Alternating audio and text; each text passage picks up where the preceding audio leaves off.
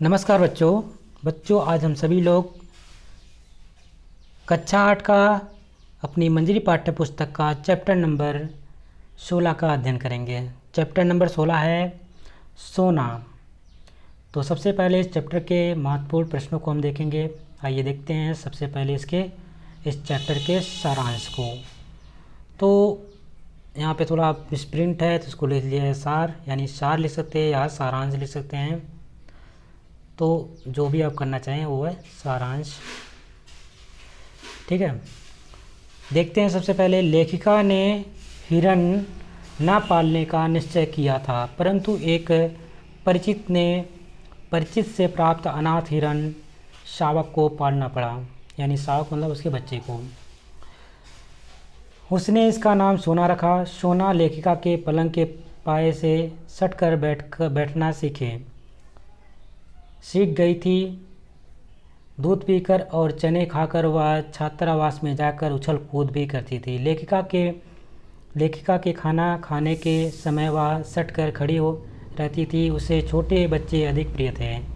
लेखिका के प्रति स्नेह प्रदर्शन में वह उसके सिर के ऊपर से छलांग लगा देती थी। सोना हिल मिल गई थी। एक वर्ष बाद हिरनी बन जाने पर सोना की आंखों में विशेष आकर्षण उत्पन्न हो गया। एक दिन सोना ने फ्लोरा को अपने 4 पिल्लों के साथ विस्मय से देखा। फ्लोरा सोना के संरक्षण में पिल्लों को छोड़कर अस्वस्थ भाव से इधर उधर चली जाती थी। आंखें खुलने पर पिल्ले भी सोना के पीछे चौकड़ी भरने लगे थे। गर्मी के दिनों में लेखिका बद्रीनाथ की यात्रा पर गई। पालतू जीवों में केवल फ्लोरा ही साथ गई। छात्रावास के सन्नाटे और फ्लोरा के अभाव में सोना अस्थिर हो गई थी। कोई उसका शिकार ना कर ले, इस आशंका से माली ने उसे रस्सियों से बांध दिया। एक दिन सोना जोर से उछली और रस्सी में बंधे होने के कारण मुंह के बल गिरकर मर गई। इस चैप्टर का सारांश यहीं पे कंप्लीट होता है। अब इस चैप्टर के महत्वपूर्ण गद्यांशों की व्याख्या देखेंगे। सबसे पहले यहाँ पे गद्यांश दिया गया है, पर हिरनी यह डैश चेष्टाएँ हैं। इस गद्यांश का हमें अपने शब्दों में संदर्भ सहित व्याख्या करना है। तो सबसे पहले देखेंगे संदर्भ में लिखेंगे, प्रस्तुत गद्यांश हमारी पाठ्य पुस्तक मंजरी के सोना नामक पाठ से लिया गया है। इसकी लेखिका महादेवी वर्मा जी हैं। प्रसंग में लिखेंगे, लेखिका का कथन है कि कुत्ता स्वामी और सेवक का अंतर जानता है। क्या कहना है? लेखिका का कथन है कि कुत्ता स्वामी और सेवक का अंतर जानता है। वह प्यार से बुलाने पर पूँछ हिलाता है और डांटने पर दयनीय बनकर दुबकता है। इसका व्याख्या इस प्रकार से है, हिरन कुत्ते के मालिक या पालने वाले के क्रोध को नहीं पहचानता। उसका पालने वाले से डरना मुश्किल होता है। वह अपनी चकित आँखों से पालने वाले से दृष्टि मिलाए रहता है, मानो वह नाराज़गी का कारण पूछता हो। हिरन केवल मालिक या पालनकर्ता को अपने प्रति प्रेम की पहचानता है, जिसकी अभिव्यक्ति वह अपनी विशेष चेष्टाओं जैसे सटकर खड़ा होना, सिर के ऊपर उछल कूद आदि से करता है। अब चैप्टर के जो महत्वपूर्ण प्रश्न अभ्यास है उसको देखेंगे कुछ करने को। पहला प्रश्न है, अपने आसपास के पालतू पशुओं के स्वभाव की जानकारी प्राप्त कीजिए। यह भी बताइए कि किन किन जंगली जानवरों को पालतू बनाया जा सकता है। तो अपने आसपास के जो जानवर हैं उनके स्वभाव के बारे में जानकारी लेनी है। ये आप खुद कर सकते हैं, प्रैक्टिकली जाके कर सकते हैं। और ये भी लिखना है कि किन किन जानवरों, जो जंगली जानवर हैं, उनको पालतू बनाया जा सकता है। तो उत्तर में लिखेंगे, अपने आसपास के पालतू जानवरों के विषय में विद्यार्थी स्वयं लिखें। आप स्वयं जाइए वहाँ पे जो पास के पालतू जानवर हैं, जैसे आप बिल्ली, कुत्ते और भी जो जानवर हैं, भैंस जो आती हैं, उसके बारे में लिखना है। उसके बारे में आप खुद ही लिख से अपने मन से लिखें। उसके बाद जो जंगली जो जानवर पालते हैं उसमें कौन कौन से जानवरों को पाल सकते हैं, तो जंगली जानवरों में हाथी को पालतू बनाया जा सकता है। प्रश्न नंबर 2, आपके घर में कोई पालतू जानवर होगा, उसकी बहुत सी आदतें आपको बहुत अच्छी लगती होंगी, जबकि कुछ आदतों पर आप नाराज़ हो जाते हैं। उन आदतों को लिखिए और अपने साथियों को बताइए। अगर मान लीजिए आपके घर में कोई पालतू जानवर है, जैसे कुत्ता है, बिल्ली है, तो कुछ आदतें ऐसी होती होंगी जिससे आप बहुत खुश होते होंगे, और कुछ आदतें भी ऐसी होती हैं जिससे आप बहुत परेशान हो जाते हैं। तो उसी के बारे में आपको अपनी कॉपी में लिखना है या अपने दोस्तों से शेयर भी करनी है, यानी अपने दोस्तों को भी बताने हैं। उत्तर में लिखेंगे, हाँ मेरे एक पालतू कुत्ता है जिसका नाम है लियो। जब मैं विद्यालय से लौटकर आता हूँ वह दौड़कर मेरे पास आ जाता है, मुझसे लिपट जाता है। अगर कोई बाहर का व्यक्ति मुझे डांट कर बात करे तो वह उस पर भौंकने लगता है। उसका यह स्नेहपूर्ण व्यवहार मुझे बहुत अच्छा लगता है। उसकी एक ही आदत बुरी है, वह रात को सोफे पर आकर सो जाना, जबकि उसके लिए एक अलग कमरा और बिस्तर है, लेकिन वह वहाँ कभी नहीं सोता है। तो उसकी क्या बुरी आदत है, वो रात में सोफे पे आकर सो जाता था, और जबकि उसके लिए एक कमरा अलग से है, उसका बिस्तर भी बनाया गया है, लेकिन वो अपने बिस्तर पे या कमरे पे नहीं सोता है। तो उसके लिए वही बुरी आदत है। इसी प्रकार आपको अपने जो आपके घर में कोई पालतू जानवर होगा उसके बारे में लिखना है। अगला प्रश्न है विचार और कल्पना से। पहला प्रश्न विद्यार्थी स्वयं करे। दूसरा प्रश्न है, मनुष्य एक सामाजिक प्राणी है, उन अंतरों को बताइए जो मनुष्य को अन्य जीवों से अलग करते हैं। तो कौन कौन से अंतर हैं जो मनुष्य को अन्य जीवों से अलग करते हैं, क्योंकि मनुष्य जो है एक सामाजिक प्राणी है, सोशल समाज में रहता है, और कुछ तो अंतर होंगे जो और लोग जीव जंतु होते हैं उससे मनुष्य को अलग बनाते हैं। तो वही अंतर हमें लिखना है। उत्तर में लिखेंगे, मनुष्य तथा अन्य जीवों में खास अंतर होता है। मनुष्य के पास सोचने समझने की शक्ति होती है, जबकि अन्य जीवों के पास यह नहीं होती है। तो सबसे पहला क्या अंतर है, जो मनुष्य होता है कहीं ना कहीं उसके अंदर सोचने और समझने की, कौन सा काम अच्छा है करना चाहिए, कौन सा नहीं करना है, ये मनुष्य डिसाइड कर लेता है, सोच समझ कर काम करता है। लेकिन और जो जीव जंतु होते हैं वो उनके पास ऐसी शक्ति नहीं होती, इसलिए वो थोड़ा मनुष्य से भिन्न है। मनुष्य वस्तुओं का आदान प्रदान करते हैं, जबकि अन्य जीव नहीं।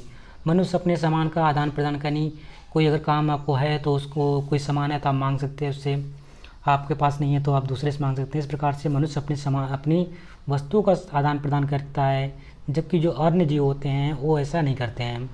मनुष्य खेती करके जीवन यापन करता है, जबकि अन्य जीव खेती नहीं करते हैं।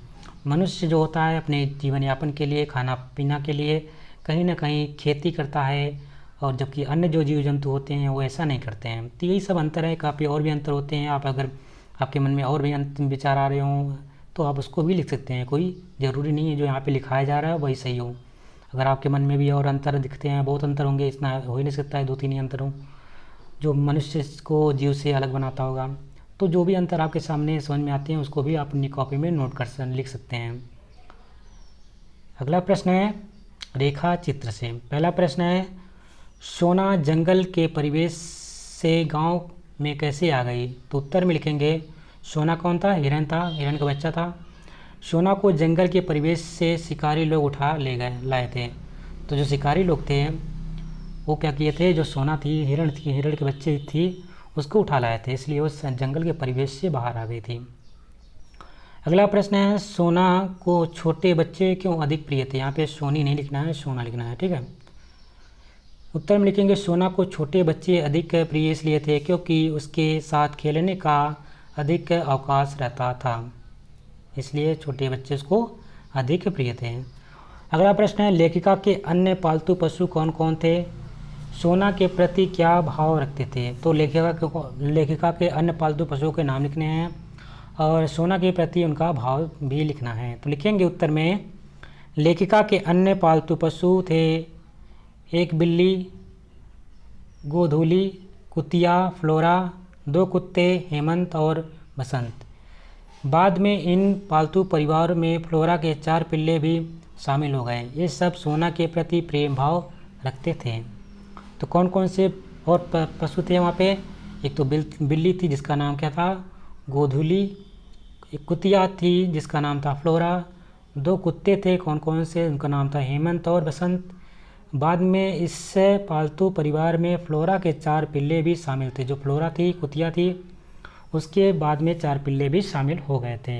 ये सब सोना के प्रति प्रेम भाव रखते थे। प्रश्न नंबर अगला है, मैंने निश्चय किया था कि अब हिरन नहीं पालूंगी, पर संयोग से फिर हिरन पालना पड़ रहा है। वे कौन सी परिस्थितियाँ थीं जिनके कारण महादेवी वर्मा जी को अपना निश्चय बदलना पड़ा? तो उत्तर में लिखेंगे, लेखिका ने हिरन न पालने का निश्चय किया था, लेकिन एक परिचित महिला सुष्मिता के आग्रह पर उसे हिरन पालना पड़ा। सुष्मिता ऐसे व्यक्ति को ही अपना हिरन देना चाहती थी जो उसकी भली भांति, यहाँ पे भांति लिख लीजिएगा, देखभाल कर सके। लेखिका इस कार्य में अनुभवी थी, इसलिए वो फिर से हिरन पालने का निश्चय किया, ना चाहते हुए भी। अगला प्रश्न है प्रश्न नंबर 5, फ्लोरा सोना के संरक्षण में अपने बच्चों को सुरक्षित क्यों मानती थी? फ्लोरा कौन थी? कुतिया थी। वो अपने सोना के संरक्षण में अपने बच्चों को सुरक्षित क्यों मानती थी, इसके बारे में लिखना है। उत्तर में लिखेंगे, फ्लोरा सोना के संरक्षण में पिल्लों को सुरक्षित मानती थी क्योंकि वह सोना को अपने जैसा जानकर शायद उस पर विश्वास रखती थी, इसीलिए उसको अपने बच्चों को संरक्षण में अपने बच्चों को सुरक्षित रखने का मानती थी, इसलिए।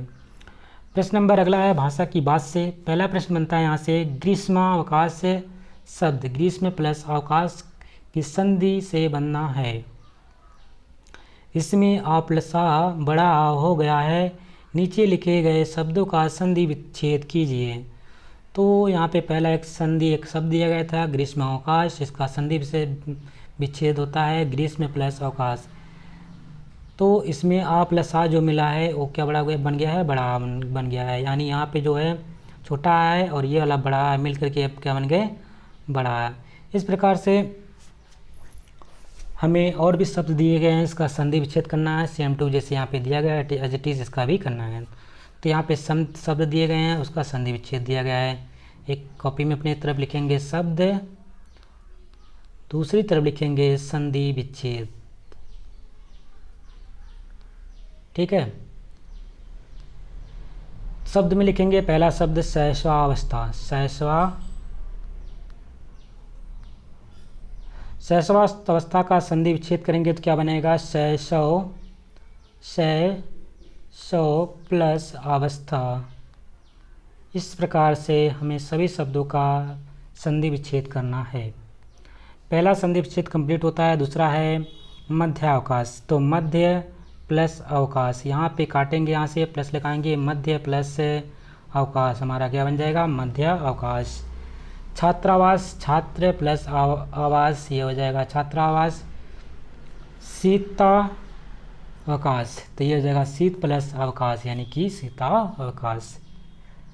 प्रश्न नंबर अगला है प्रश्न नंबर 3, कौतुक में प्रिय शब्द जोड़कर कौतुक प्रिय शब्द बनता है। इसी प्रकार नीचे लिखे शब्दों में प्रिय शब्द जोड़कर अन्य शब्द बनाइए और उनके अर्थ भी लिखिए। तो जैसे यहाँ पे एक शब्द दिया गया था कौतुक, क्या लिखा था? कौतुक। इसमें कौन सा शब्द जोड़ दिया गया था? प्रिय। अब ये जब जोड़ने के बाद ये शब्द पूरा बन गया, क्या बन गया? कौतुक प्रिय, कौतुक प्रिय, ये एक नया शब्द बन गया। इसी प्रकार से कुछ शब्द यहाँ पे दिए गए हैं जिनके लास्ट में हमें प्रिय शब्द जोड़ करके जो शब्द नया शब्द बनेगा उसको बनाना है और उसके अर्थ भी लिखने हैं। तो सबसे पहला यहाँ पे शब्द यहाँ पे दिया गया है अनुशासन। अनुशासन में क्या जोड़ना है हमको? नए शब्द, 3 लाइन खींच लेंगे, एक में अर्थ लिखेंगे, एक में नए शब्द लिखेंगे, एक में शब्द।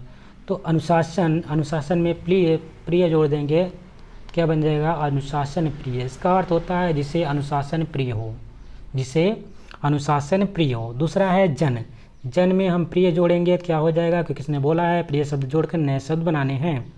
तो जन में नए शब्द नया शब्द, जब जन में प्रिय जोड़ करके नया शब्द बना हमारा जनप्रिय। जनप्रिय का मतलब होता है, इसका अर्थ होता है जो लोगों को प्रिय हो। अगला शब्द है लोक। लोक में हम जोड़ेंगे प्रिय तो बन जाएगा लोकप्रिय। लोकप्रिय जब बनेगा तो लोकप्रिय का जो अर्थ होता है जो लोगों में प्रिय हो, इससे लोकप्रिय कहते हैं।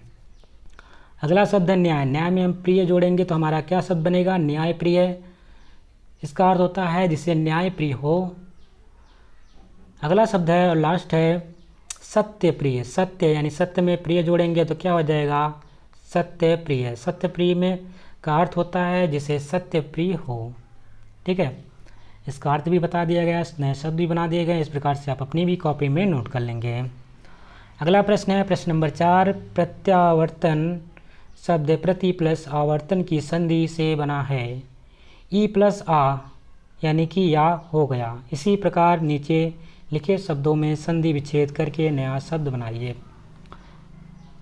इस चैप्टर का लास्ट प्रश्न है, आपको इसमें संधि विच्छेद करना है। बहुत आसान है, कर लीजिएगा। कैसे करना है, यहाँ पे एक शब्द पहला दिया गया था प्रत्यावर्तन। प्रत्यावर्तन शब्द में प्रति प्लस आवर्तन किससे संधि बना है, तो प्रति प्लस आवर्तन से संधि बना है। इसी प्रकार से और शब्द हमको दिए गए हैं, उन्हें हमें नीचे इसी प्रकार शब्द के संधि करके नया शब्द बनाना है। तो पहला शब्द यहाँ पे है संधि प्रति प्लस एक, यानी ई प्लस आ मिलके क्या बन रहा है, या बन रहा है। तो उसी प्रकार से नीचे नीचे दिए शब्दों का संधि विच्छेद करना है। प्रति प्लस एक क्या हो जाएगा, प्रत्येक। इसी प्रकार प्रति प्लस उपहार, प्रत्युपहार। उपरि प्लस उक्त, उपरयुक्त। अति प्लस आचार, अत्याचार।